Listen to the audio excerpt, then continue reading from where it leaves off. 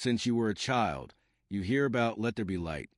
But have you ever wondered who was there before that? Who contemplated the birth of existence without saying a single word? There's a forgotten passage, camouflaged among prophetic visions and ancient writings, that suggests something disturbing. There are beings who attend the divine throne and never speak. They do not cry out. They do not sing. They do not announce. They simply observe. But why? What does this absolute silence mean before the greatest source of power in creation? Are these observers too ancient to be named, or so sacred that human language cannot describe them? Have you ever felt there's something hidden behind what you've been taught? Something traditional religion avoids mentioning? Stay with me until the end, because what you're about to discover may surprise you. In texts like Isaiah and Ezekiel, the prophets describe extraordinary scenes from the heavenly throne, where there are thunder, lightning, voices, and beings in constant praise. But there is also silence. There are entities that do not move, do not react. They simply exist, eternally attentive. And this is where one of the greatest hidden enigmas of creation begins. Who are these silent beings? Are they angels? Are they echoes of the Creator himself? Or something that even predates time? In the apocryphal books and forgotten traditions, such as the Book of Enoch or the Zohar, there are clues that speak of watchers, living mirrors of the divine presence, cosmic sentinels who never utter a word, because they're the word before speech. Have you ever experienced this? That feeling that there's someone or something watching you, not with physical eyes, but with an ancient, deep, unshakable consciousness? If there's a secret that's been hidden for centuries, perhaps it lies precisely in this silence. Unspoken, untaught, but ever present. And today, you'll have access to this revelation, forbidden to many, ignored by almost all, because the question that guides us is not just who are they, but why do they remain there in silence until today? And the answer may be closer than you think. In fact, as we delve into this mystery together, I want to invite you to join this journey in a deeper way. If this topic resonates with you, if it triggered a memory, gave you goosebumps, or even a question you've never been able to shake, leave a comment. I'd love to hear what you felt so far. Which part touched you most? What do you believe about these silent observers? And if you believe more people need access to this kind of revelation, which goes beyond what's taught from the pulpit, like this video. It seems like a small gesture, but it helps this message penetrate the algorithm's walls and reach exactly where it needs to go. And of course, if this is the kind of content you want to continue exploring with depth, courage, and mystery, subscribe to the channel right now. This is where secrets hidden for centuries are being revealed one by one. Your participation is what makes this channel grow and reach more souls who, like you, sense there's something greater waiting to be understood. But we're not done yet, because the next step takes us to an even deeper point of the abyss. Silence as divine language, and what it reveals about the beginning of everything. Now, I want to go even deeper into this topic, because this seemingly simple question, who are those who attend the throne and say nothing, carries a hidden truth that challenges everything you've learned so far. Within the Bible's most impactful prophetic visions, there are details that go unnoticed by most, details that don't make it into sermons. They're there, quiet, almost like a divine shadow. Beings that don't praise, don't proclaim, don't sing, just contemplate. These observers appear subtly in books like Ezekiel, Daniel, and Revelation, and yet they are ignored, while the four living creatures cry out, "Holy, holy, holy." While the 24 elders prostrate themselves and cast their crowns, there are those who remain motionless, watching. They are present, but they take no part in the ritual. Does this seem strange to you? It should. Because in an environment where everything is worship and expression, absolute silence and a decision, a position, and when a being before the throne of God chooses not to move, not to speak, something profound is being communicated.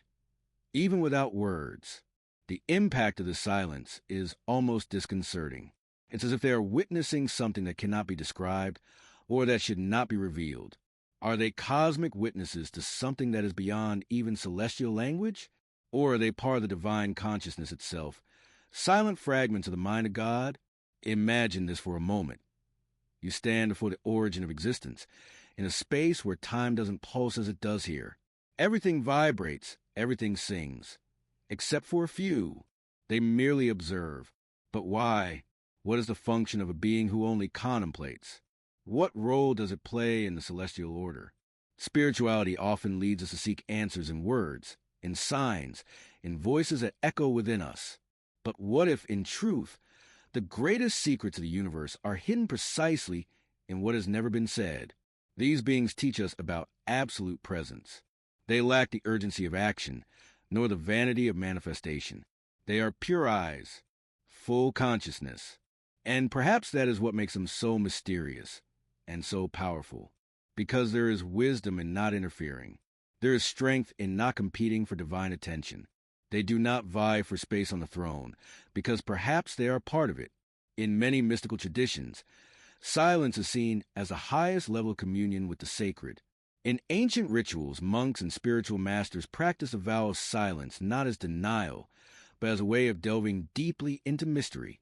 And now consider, if silence on earth is already a symbol of spiritual introspection, what does it represent in heaven? What are these beings absorbing through their silence? What decisions are they witnessing without ever expressing an opinion? They are not extras. They are not there by chance. The fact that they are before the throne already places them in a position of honor, and at the same time, of great responsibility. They are the eternal witnesses, those who saw the origin of all things and remained there, watching behind the scenes of creation. And even with all this wisdom, they remain silent. This says something about the divine mindset, about a kind of wisdom that doesn't need to be proven, explained, or defended. Perhaps these beings are the embodiment of the divine gaze, or the living memory of a time before time. And when you start thinking about it from this angle, you realize their silence isn't empty. It's the oldest language of eternity. Comment here. That makes sense to me. I want to know who else is feeling this inner calling. Now I want to delve even deeper into this subject, because what appears to be between the lines of Scripture may, in fact, hold the most impactful revelations of existence. Few understand, but these verses conceal more than they reveal. There is a hidden truth silently circulating in the visions of the prophets, as if God were granting a glimpse, but never the whole picture. And perhaps it is precisely in this unspokenness that the most ancient secret of creation resides. In Isaiah chapter 6, for example, the prophet recounts a grand vision of the throne. He sees the Lord seated on a throne, high and lifted up, and the train of his robe filled the temple. Seraphim flew about, proclaiming to one another, "Holy, holy, holy is the Lord of hosts. The whole earth is full of his glory." It's a vibrant, lively, sonorous scene of worship. But there's something implicit here. Not everyone speaks. Not everyone praises. There are observers. Isaiah speaks of what he saw, but not of everything that was present. Already in Ezekiel chapter 1, the prophet describes one of the most mysterious passages in the Bible. He speaks of living creatures with 4 faces, wheels turning within wheels, lightning, and a firmament overhead.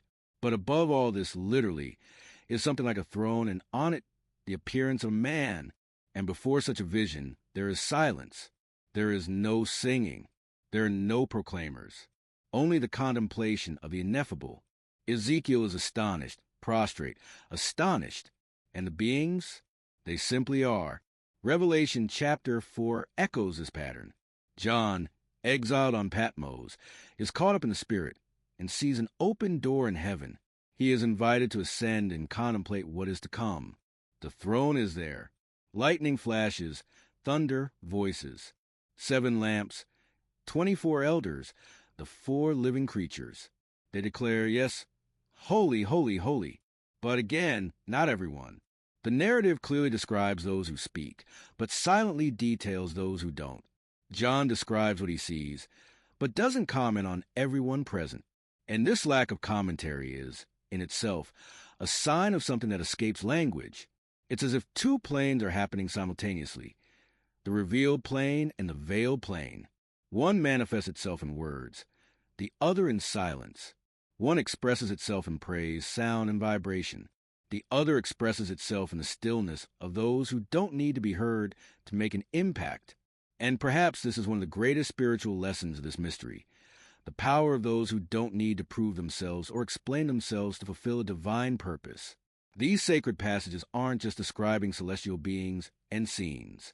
They're revealing in encrypted form the behind-the-scenes of creation, where every action, every silence, carries an eternal intention. The Bible is like a cracked window between dimensions. Sometimes we see the light enter, but we can't decipher what's on the other side. And it's in this half-light place that those who attend the throne and speak nothing dwell. They were not forgotten in the reports. They were hidden, perhaps to protect something. Perhaps because we're not ready to understand who they are. Perhaps because we're still learning to listen to the silence. And if you stop and think about it, this changes our entire perception of spiritual presence. Because on our journey of faith, we seek signs, voices, audible revelations. But these beings teach us that sometimes the true sign is what remains unspoken. When we look at these passages with this mindset, with this inside-out perspective, something begins to shift. The transformation isn't just in the content revealed, but in how we begin to decipher what's always been there. It's a shift in perception, a different approach to the same story. And that's precisely where the power of this forgotten knowledge lies. It doesn't just want to inform you, it wants to shape you. They stand before the throne. They're watching eternal decisions being made. They are on the front lines of ongoing creation, and yet they do not speak. This is a choice, a stance, a language. They are sentinels of eternity, guardians of silence, witnesses to that which no sound can convey. And by recognizing this, you too become part of this awakening consciousness. Write it down. I'm on this journey too. I want to know who else is going through this revelation with me. Now I want to delve even deeper into the subject. Because when we talk about those who attend the throne and speak nothing, we are touching on something that goes beyond a visual mystery. We are entering the realm of the invisible, what cannot be described.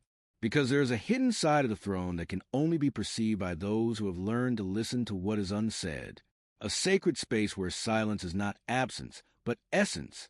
Silence, in the spiritual context, has never been merely the absence of sound. It is, in fact, an absolute presence, a force that does not need to impose itself, because it is already everything. In the oldest traditions of Hebrew mysticism, such as Kabbalah, silence is not beneath the word. It is above. The word is movement. Silence is origin. The word is creation. Silence is the womb from which it was born. In Hebrew, the term shedika, silence, carries layers of meaning that defy Western logic. For the ancient sages, there were times when silence was the only dignified response to the sacred, because anything said would diminish the truth. And perhaps that's precisely why these beings around the throne don't speak, because their language is different. They don't convey information, they transmit presence. On our spiritual journey, many of us seek voices, a sign, a direction, a clear answer. But there's a higher, more mature stage where we begin to realize that the greatest revelations come in silence. The absence of words becomes a message in itself. And those who are ready, listen. This is a shift in mindset, an inner turning point, when you stop demanding explanations from God and start contemplating. And in that moment, something changes. You stop being just someone who asks and start becoming someone who witnesses. The silent beings before the throne are, in fact, mirrors of what is being revealed. They do not interrupt. They do not react. They do not try to comprehend with their minds. They integrate with consciousness. And this is perhaps the greatest lesson they leave us. Supreme wisdom is not in what you say, but in what you are able to sustain in silence. This silence is not passivity. It is power. It is like the center of a hurricane, immobile, yet surrounded by immense forces. Those who watch the throne and speak nothing are positioned precisely at this center. They are invisible pillars that support realities. They've been there since before the word was spoken, and they remain there even after the echo of the words fades. There's a passage in the Talmud that says, "If words are worth silver, silence is worth gold." But mysticism goes beyond this. It asserts that there are silences that create worlds, and there are words that destroy them. This teaches us about impact, about invisible decisions, about the weight of every spiritual choice. Because while many rush to speak in the name of the sacred, few have the courage to remain silent before it. Perhaps these beings are not just observers. Perhaps they are silent intercessors, guardians of something that cannot be spoken. Because if it were, the whole world would change. And this hidden truth pulsates there between the sound of the cherubim's wings and the absolute silence of these sentinels. They do not need sound because they carry within themselves the original vibration, the first frequency, the first consciousness. They are what existed before there was let there be. And that changes everything. It changes the way you pray. It changes how you listen. It changes how you act. Because if you understand that silence is the highest form of alignment with the divine, you begin to see life's pauses not as absence, but as preparation.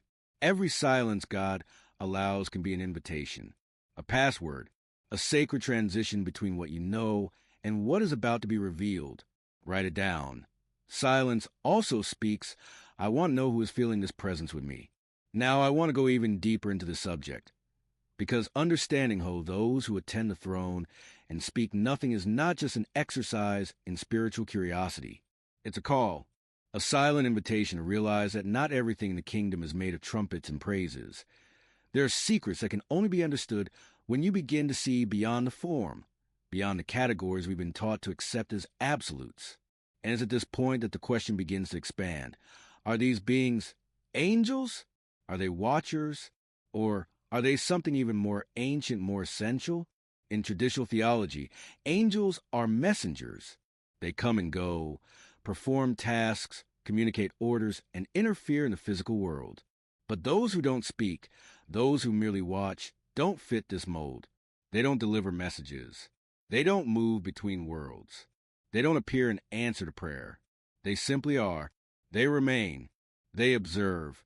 From the beginning, there are traditions that speak of eternal watchers, beings who were positioned in creation even before the separation of light and darkness.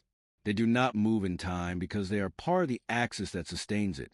Some apocryphal texts and Kabbalistic writings describe them as fixed spirits, sparks of first divine decision, the one that preceded all others. They are pure consciousnesses, fragments of God's own gaze, as if they were the eyes through which the Eternal contemplates himself. This possibility changes our entire perspective, because if these beings have existed since before creation as we know it, then they are also witnesses to the transformation of the invisible into the visible. They saw silence become sound. They saw the word become flesh. They saw light separate from darkness, and they never left their place. And because they don't speak, perhaps they are also the guardians of the truth that cannot be spoken, the hidden truth that cannot be contained in human words. They are not illustrative figures of a celestial scene. They are cosmic pillars of contemplation. And this contemplation, silent, constant, profound, sustains dimensions we cannot even name. It's no exaggeration to think that their silent presence is a spiritual protection, as if their mere existence prevents the original chaos from returning. They don't fight like Michael. They don't proclaim like Gabriel. But they sustain, with their stillness, the sacred order that keeps the universe in balance. They are, perhaps, those who never fell, because they never moved. And perhaps for this very reason, they are the only ones capable of remaining eternally before the throne. When we think of these beings as something beyond angels, as primordial entities who never needed to prove their worth, we begin to understand a new dimension of the divine, a dimension that is not made of action, but of absolute presence, because there is power in those who remain. There is strength in those who observe without judgment. There is depth in those who watch without interfering. These beings are not distant. They are not disconnected from creation. On the contrary, they are the first to feel its pulse. They are the highest spiritual antenna, the one that captures a divine whisper before it becomes sound. Their stillness is a listening so profound that it transcends time. They hear what no one else hears. They perceive what no one else perceives. They do not react because they already know. They do not intervene because they already understand. And they do not speak because they already are. This revelation forces us to rethink everything, about who we are, about how we listen, about how we move. Because perhaps in many situations in life, the true path is not to talk more, but to observe better. It is not to seek answers, but to entertain questions. Perhaps the most powerful spiritual transformation comes when you stop trying to understand God and start to feel God. Write it down. I perceive the silence. I want to see who else is feeling this presence pulsing behind every word. Now I want to delve even deeper into the subject. Because when we speak of those who attend the throne and speak nothing, we cannot ignore what lies behind the texts that have not reached us through official channels. Those forgotten writings, buried by the dust of centuries, hidden out of fear, censorship, or protection. The books that were considered too dangerous, too revealing, too daring to be left within anyone's reach. And it is precisely in these records, apocryphal, esoteric, forbidden, that the clearest clues about these silent beings emerge. The Book of Enoch is one such portal. Considered sacred by ancient communities, rejected by the official councils of faith, it reveals a rich cosmology, where the heavens are divided into layers, each containing complex spiritual realities. In Enoch, we find mention of watchers, beings positioned to observe, record, and, in extreme cases, intervene. But there are also those who intervene. They are not even named, beings described as living statues, mirrors of the Most High, eyelidless eyes. They are the ones who witness the behind-the-scenes of creation and do not move a single wing. And most disturbingly, they were there before the archangels.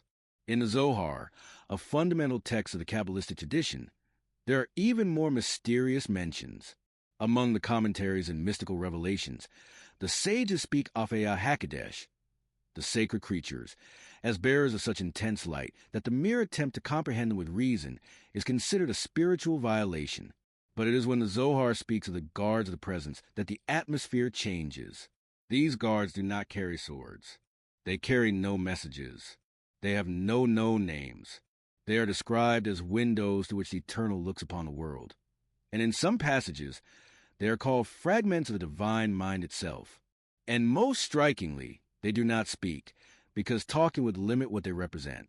It's at this point that connections begin to form like pieces of a buried puzzle. Forgotten texts are full of gaps, and these gaps aren't errors, they're protections. There are excised passages, omitted translations, words that simply disappear between versions. And the pattern is always the same.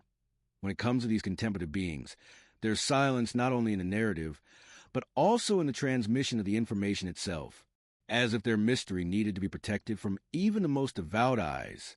In the Jewish esoteric tradition, especially in the deepest Kabbalah, silence is a form of intentional concealment, not as punishment, but as preservation.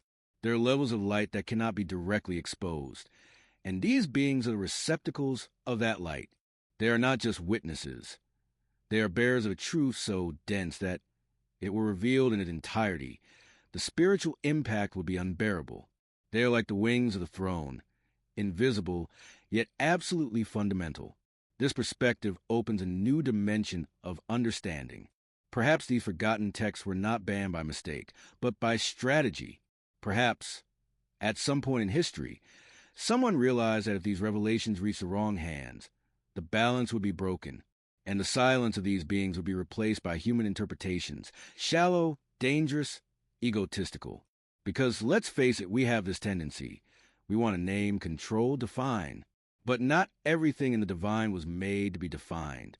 Some aspects were made only to be witnessed. These living mirrors, as Enoch calls them, are not just reflections. They are reflected consciousness. They absorb without contaminating. They reflect without altering. And most mysteriously, they don't need to understand to carry totality. This leads us to reflect on our own spiritual journey. How many times do we try to explain what we feel and words fail? How many times is what we experience with the sacred so intimate, so inexplicable, that silence becomes the only true answer? Perhaps this is why these forgotten texts still resonate even after so long, because there are truths that transcend generations without depending on institutional approval. And there's something you need to know. Many of the fragments mentioning these beings were deliberately ripped from sacred texts in ancient languages. Some are in the Dead Sea Scrolls, others in codices hidden for centuries. And whenever they appear, they bear the same pattern. They are there, but they don't say anything. Their silence is described as more impactful than the roar of the cherubim. And it is in this contrast that we understand why they were banished. not because they were irrelevant, but because they revealed too much. Write it down. The forgotten also keep. I want to know who else felt this echo in their spirit. Now I want to delve even deeper into this subject, because there is a symbolic key that can reveal why these beings don't speak. And it's not a matter of limitation, but of purpose. Their silence is an omission. It's a mission. They don't announce. They don't interfere. They don't compete for prominence on the celestial stage. And this in itself makes them even more mysterious and indispensable. In the spiritual universe, each function carries meaning. Those who praise do so because they represent the vibration of creation in motion. Those who announce, like the messenger angels, represent the bridge between planes. But those who merely observe are something else. They are not voices, they are consciousness.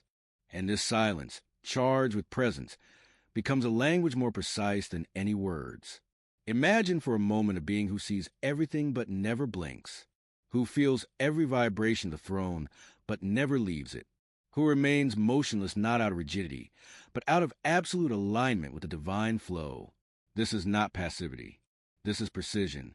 It is as if they were part of the very spiritual architecture of the throne, invisible columns, living support of eternity. The symbolism behind this is brutally beautiful.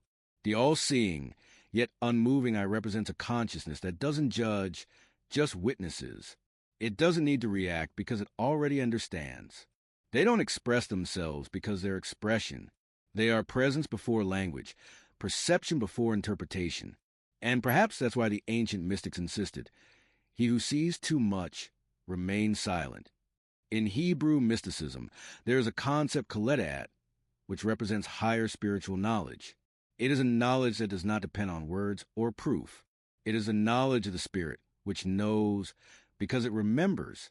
These silent beings can be seen as personifications often. They don't explain, they don't teach, they don't correct. But just by being there, static, attentive, fused with the throne, they teach us more about the divine than many theologies.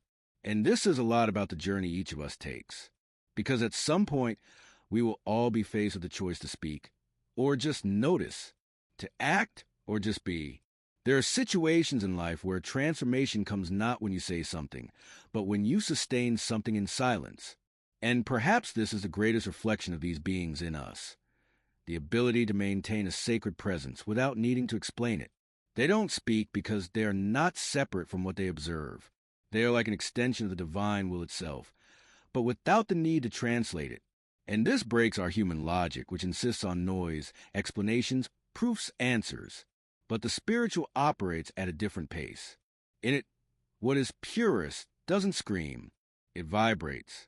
It's as if these beings are the hidden heartbeat of the throne, a silent pulse that ensures everything remains on track. And this is the true impact of symbolism, revealing the invisible through images that penetrate the mind and touch directly the soul. When you visualize these beings, fixed eyes, immobile presence, integrated into the throne without becoming one with it, you begin to realize that not everything divine moves. Not everything with power needs a voice. This mindset, when applied to life, transforms the way we relate to the sacred, because you stop seeking noisy experiences to validate your faith and begin to appreciate the moments when silence embraces you. What seemed like absence was actually a subtle presence. What seemed empty was the throne itself breathing through you. Write it down. Silence is presence. I want to know who else felt this vibration pass through their soul. Now I want to delve even deeper into the subject, because the closer we get to these beings, the more we realize that perhaps the true enigma lies not in what they are, but in what they represent. In a universe where everything vibrates, where creation is made of sound, words, and manifestation, the simple act of remaining silent is already a powerful message. But what if it's more than that? What if their silence is not just a choice, but the purest form of communion with the divine? Think with me. There is something profoundly sacred in everything that doesn't need to be said.